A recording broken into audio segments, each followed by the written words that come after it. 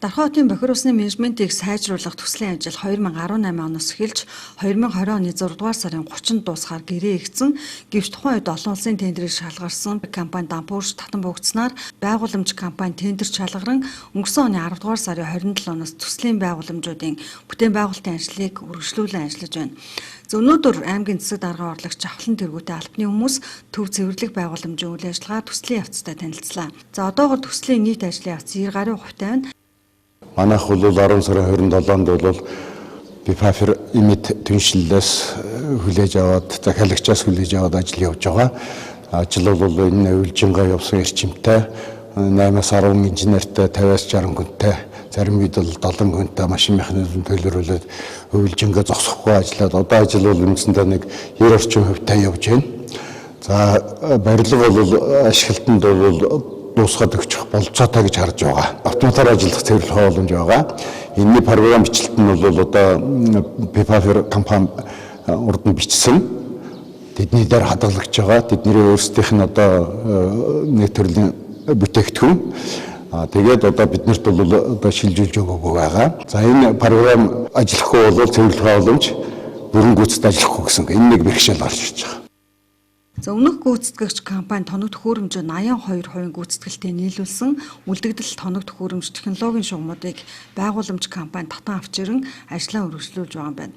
Монгол улсад хэрэгжиж байгаа төв цэвэрлэх байгууламжийн төслүүдийн хувьд метатинк буюу бохир лагаас гарч байгаа кийг хуримтлуулж аваад буцаад дулаан болон цахилгаан эрчим хүч үйлдвэрлэх боломжтой технологийн шийдлийг ашиглаж байгаа жишээ байхгүй.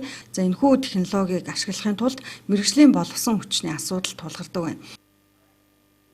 За манай энэ төслийн явцад бол нэлээдгүй өндөрлөөд одоо нэг Германы гүйцэтгэгч маань тоног төхөөрөмж 82% гүйцэтгэлтэй нийлүүлсэн байсан.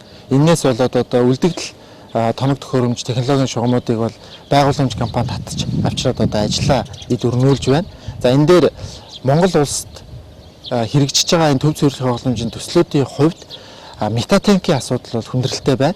Энийг одоо ажиллуулж ашиглалтанд авч явахад бол боловсон хүчин Монголд одоогоор бэлтгэгдсэн зөвлөгөө байна.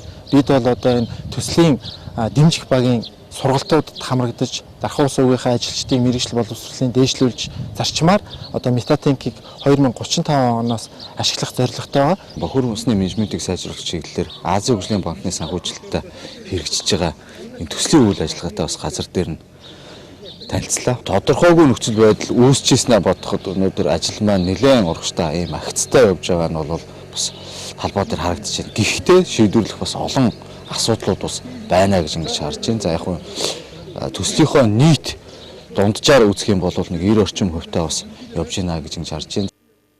Дархан хотын төв цэвэрлэх байгууламж нь 1965 онд баригдсан механик цэвэрлэгээний процесстэй явж байгаад 1998 онд анх биолог цэвэрлэгээ буюу 2 шат дамжлагтайгаар бохир усыг цэвэршүүлэн ажиллаж эхэлжээ.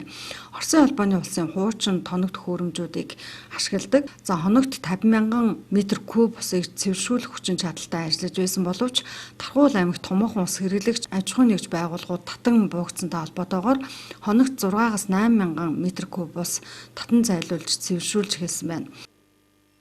За энэ процесс маш удаан явагдаж өргүү зардлуу цахилгааны өндөр хүчин чадалтай ажилтдаг ноцоос тоноглолууд ажилласнаар одоо байгууллагын санхүү эдийн засгийн үзүүлэлтд бол муу сөрөг нөлөө үзүүлж исэн.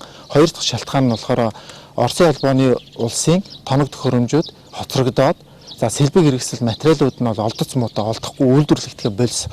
За энэ учраас одоо төв цэвэрлэх байгууламжийн төсөл хэрэгжих шаардлага нь үүссэн юм аа. Энэ бол одоо Дархан ус уугийн гэж хэлэхээс илүү Дархан хотын нийт иргэдийн үйлдвэр аж ахуйн нэгжүүдийн бохир усыг одоо цэвэршүүл зайлуулах зорилготой ийм байгууламж юм аа. Бохир усны менежментийг сайжруулах төсөл 100% амжилттай хэрэгжснээр Дархан хотын хэрэглэгчдийн өмнө тулгамдсан томоохон асуудал шийдэгдэх юм аа.